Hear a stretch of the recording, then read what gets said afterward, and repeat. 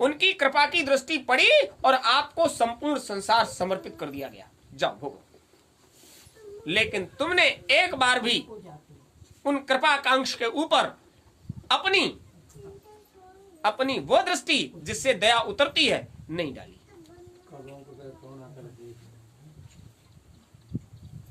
अब उनका तो काम है, वो तो हर वक्त हाजिर नाजिर है, लेकिन तुम कभी उनके आगे हाजिर हुए? हम ऐसे जीवों के बारे में बताते हैं जो कूट कूट कर अहंकार भरा हुआ है। हमने आपको बताया था 65 70 लोगों का ये रजिस्टर रखा हुआ है। ऐसे रजिस्टरों में आपको हाजिरी दिखा सकते हैं, इतने रजिस्टर रखे हैं। जूतों पे बैठ के साधना करते थे, जहां साधना करते थे उस शिविर में जगह नहीं बचती थी। चूंकि सेवादार थे तो पहले आपके लिए व्यवस्था करेंगे। दहलीज पर पड़े हैं जूते, उन जूतों में ही बैठकर साधन भजन होता था, क्योंकि जगह ही नहीं रहती, इतना भीड़ होती थी। उन लोगों में से आज अगर कार्यक्रम होता है तो उन लोगों में से 50% लोग भी दिखाई, क्या वो भक्ति उसी समय के लिए थी? ये ग्रंथि बंधन तो ऐसा है कि इस संसार का ग्रंथि बंधन तुम्हारे शरीर रहने तक संबंध रखता है, और यह ग्रंथि बंधन तो तब तक संबंध रखता है जब तक तुम अपने घर पहुंच नहीं जाते। सो तुमने चंद दिनों में तोड़ दिया। तो दया जब उतरेगी तो बरसात तो वहीं होगी जहां बादल छाए होंगे। और देखा है आपने, वो पड़ोस में पानी बरस गया, अब तुम बैठ रहे हो उदयपुरा में पानी बरसा, और लोग यहाँ कह रहे थे थोड़ा सा हो जाता। अरे जहां बादल छाए थे वहां बरसा, तो जहां गुरु महाराज का दरबार लगा हुआ है वहां दया होती है। एक बार की बात बताते हैं, हमारे बहुत अच्छे प्रेमी थे मिश्रा जी, के मिश्रा जी, हम उनको बुलाकर लाए थे, ये कटनदिया में कार्यक्रम कराया था। हाँ। खूब मुलाकात होती और खूब झगड़े हो जाते थे उनसे। अच्छे प्रेमी थे और वरिष्ठ लोगों में थे, संभ्रांत भी थे, संपन्न भी थे और गुरु महाराज के नजदीक भी थे, और फिर भी भेद वाली बात नहीं होती थी, झगड़ा हो जाता था। आपको बताया सीतापुर भूरियापुर उन्हीं से झगड़ा हो जाता। मतलब प्रेमी में छोटा बड़ा नहीं होता, प्रेमी भेद की बात नहीं करता। तो भेद की बात नहीं है तो झगड़ा हो भी जाएगा। हम और आप गुरु महाराज के अपनाए हुए जीव हैं तो बराबर का मामला है। तो मिश्रा जी को गुरु महाराज की मौज हुई, उनसे कहा मिश्रा जी उधर चले जाइए, उधर जाकर थोड़ा बच्चों को समझा दीजिए, बता दीजिए ऐसे वहां कार्यक्रम होना है, जाओ बच्चों को सत्संग सुना के आओ। वो उधर उत्तराखंड के उस इलाके में चले गए, पहाड़ी इलाका था। क्योंकि पहाड़ी इलाका था तो वहां जो इमारतें बनी हुई थी उनमें इतनी जगह नहीं थी कि संगतों को बिठाकर सत्संग दिया जा सके। उनसे ये कहा गया कि व्यवस्था कैसे की जाए, तो उन्होंने कहा देखो व्यवस्था का मामला ये है कहीं मैदान वाली जगह हो।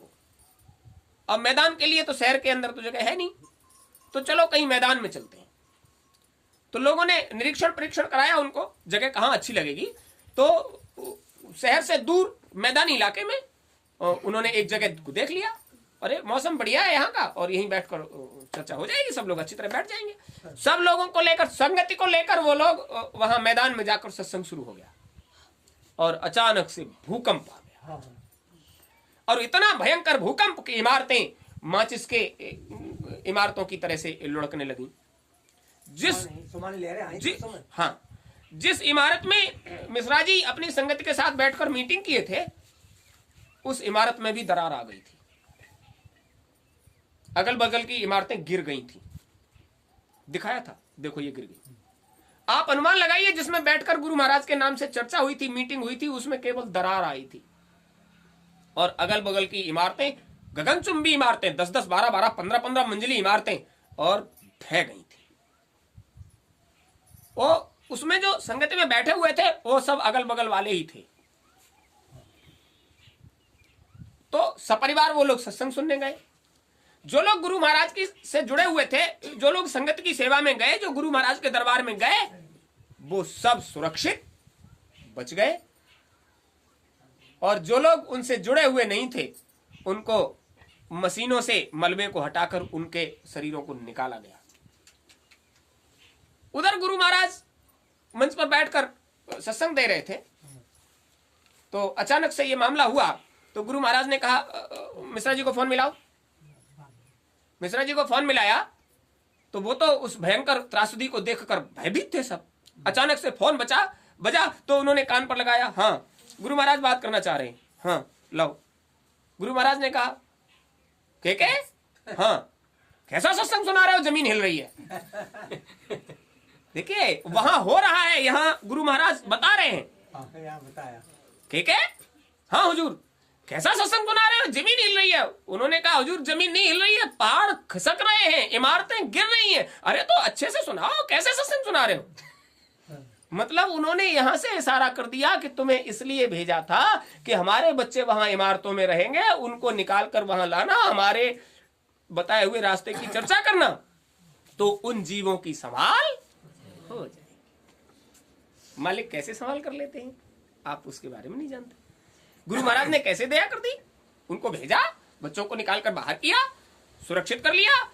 अब लोग कह रहे थे, मुंबई की बात थी, उत्तराखंड कहीं थी, मतलब बात कहीं की भी हो, जीवों की संभाल की बात है, जीवों की संभाल की बात है। मालिक कैसे संभाल करते हैं तो आप समझ लीजिए, ये वो वाकया है जब यहां समाज में लोगों से कहा तो लोगों ने कहा गप की भी हद होती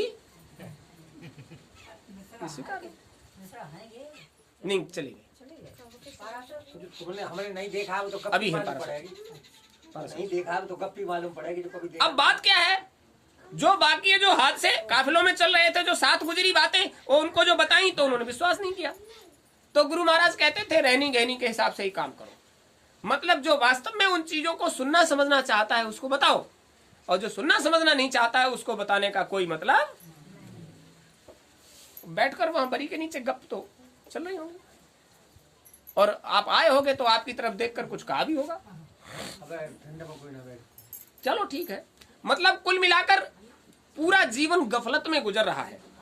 वो माया के 3 पदों में ही, मन माया के 3 पदों में उलझ गए, और इतना भी विचार नहीं किया आज ये हमारे पास है चोला खोखला, और कल नहीं रहेगा तब हम कहां जाएंगे, तो इसका भी समय नहीं। तो देखो मोटी मानी बात, हम आप सब इसी काम के लिए तो आए। अभी आध्यात्म की चर्चा करो तो तुमको मुंह से आवाज नहीं निकालने देंगे, इतनी बात करेंगे। परम ज्ञानी, ज्ञानी में कोई कसम नहीं है, बहुत ज्ञान है। यहां तक कि इतने बड़े ज्योतिषी हैं कि अभी आपके बारे में अगर बोलने खड़े हो जाएं तो तुम पिछले जन्म में कहां पैदा हुए थे, अगले में कहां पैदा हो गए, इतनी तक कुंडली बना के दे दें। और आज के बारे में सब कुछ जानते हैं वो आप क्या हो।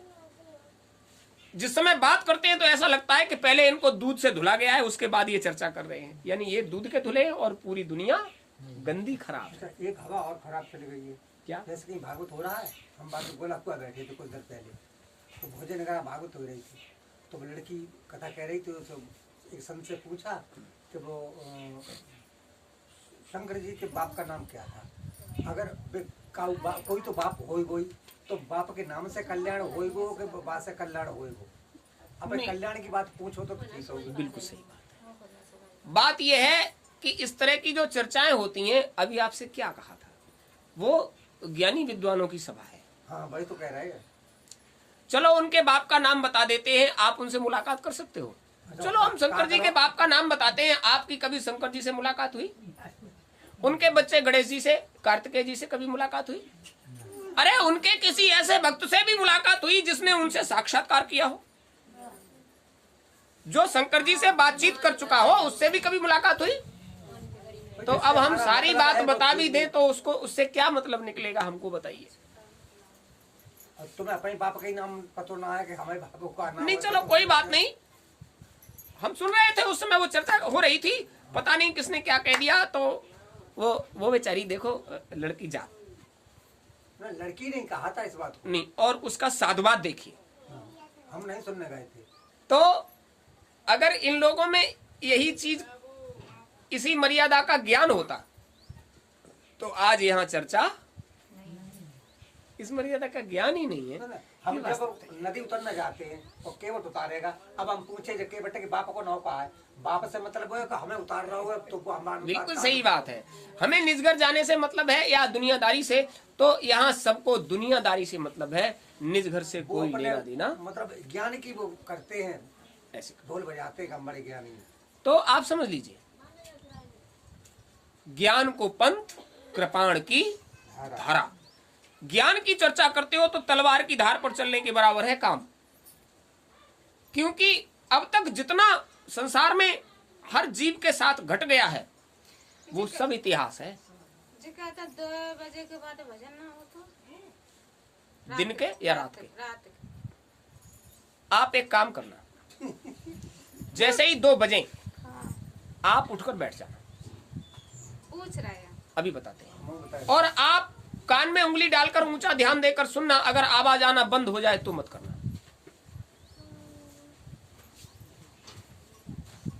भजन 2 बजे के बाद ही होता है। हाँ, कान बार का कहता है तुम जिनको भजन करती हैं सोता है। 11 बजे के बाद ना बे सोता है, फिर रात में दीवार गिरती है तो बचाए कैसे लेता? वो बिल्कुल सही बात है। उनका मतलब ये है कि आप जिसका भजन करते हो वो रात को 2 बजे के बाद सो जाते हैं। ठीक है, वो रात को 2 बजे के बाद सो जाते हैं। ये उन्हें देखने जाते हैं अभी सो गए या नहीं सो गए। मतलब जो है, तभी तो बताते हैं। नहीं हो तो है। बिल्कुल सुनाएंगे आपको ये घटना, 2 बजे बाद नींद आते हैं भाई। आपको ये घटना जरूर सुनाएंगे कि वो 2 बजे के बाद सो जाते हैं। ज्यादा दूर की सुनाएंगे तो आप विश्वास नहीं करो। कर लेंगे। अभी जल्दी की बात है, आपके वृंदावन में एक मंदिर में एक बच्चे को रख लिया गया, माता पिता नहीं रहे थे, तो उन महात्माओं ने उसको अपना लिया और उस बच्चे को सेवा में रख लिया गया। वो करेगा उनकी सेवा। अब विचार ये किया गया कि ये करेगा क्या, अच्छा ये क्या कर सकता है, किस काम को करने के लायक है, जो जिस काम के लायक हो वो सेवा दी जाए इसको। तो विचार किया छोटे बच्चों को जो 12 वर्ष से ऊपर के हो जाते हैं उनको आध्यात्म की प्रेरणा देना बहुत जरूरी है। वैसे बच्चों को लाओ बिठाओ, लेकिन जिस समय वास्तविक तत्व की चर्चा हो उस समय ज्यादा छोटा बच्चा है तो वो उसके हाथ पांव तो रुकते नहीं, और उसका हाथ पांव नहीं रुकता और तुम्हारा मन नहीं रुकता, हर वक्त उस पर दृष्टि रहती है। तो इस काम को करने के लिए एकाग्रता चाहिए। अब सोचा चूंकि अब बच्चा थोड़ा बड़ा हो गया है तो इसको कुछ सेवा दे दी जाए। तो पहले तो उसको सेवा दी गई कि बेटा अब तुम ज्यादा कुछ नहीं कर सकते हो, तो ये जो ठाकुर जी का भोग भाग बनता है उसमें थोड़ा बहुत मदद कर दिया। वहां भोग लगता है, बाबा जी के साथ चले गए, भोग लगवा दिया। ये जो काम करने के उसको कर लिया करो, झाड़ू सफाई का जो काम है थोड़ा बहुत कर लिया करो। तो जो कुछ कर पाता था बेचारा करता। हुआ क्या, वो मिष्ठान बना था भोग के लिए। आज तबीयत खराब थी महंत जी की, तो उनसे ये कहा गया अब कौन जाएगा, ये जाता था उनके साथ, उनकी तबीयत खराब है तो तुम नहा धो के उनको भोग लगा दीजिए, ठाकुर जी को भोग लगा दीजिए। और उसको बड़ा अच्छा लगा, आज पहली बार हमसे ये कहा गया कि ठाकुर जी को भोग लगा दीजिए। अब उनकी तबीयत खराब नहीं होती तो हमको ये अवसर नहीं मिलता। अब वो जल्दी से नहाया धोया और ठाकुर जी को भोग लगाएंगे, और इसलिए वो ले गया, प्लेट ले जाकर उसने ठाकुर जी के आगे किया, लाओ भोग लगा दे, और उसने प्लेट वापस कर ली। आज हम नहाते धोते रहे, भोग दूसरे ने बनाया है।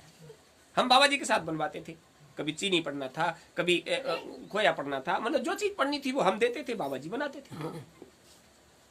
अब बाबा जी ने तो नहीं बनाया है, और जब तक हमने नहाया है तब तक इसको दूसरे ने बना दिया। पता नहीं कोई चीज पड़ी है या नहीं पड़ी है। भगवान जी का जो भोग लगना चाहिए वो भोग लगने के लायक ही होना। अब ये कैसे मालूम पड़े, तब तो हम बनाते थे, तो हम तो अच्छे से बनवाते थे, बाबा जी बनाते थे, हम बैठकर उसको सामान देते, उनको सामान देते। इसका मतलब ये है कि भोग अब हम बिना स्वाद लिए नहीं लगा सकते। भगवान के स्वाद के योग्य है भी या नहीं है, इसलिए उसने पहले उसको चख लिया।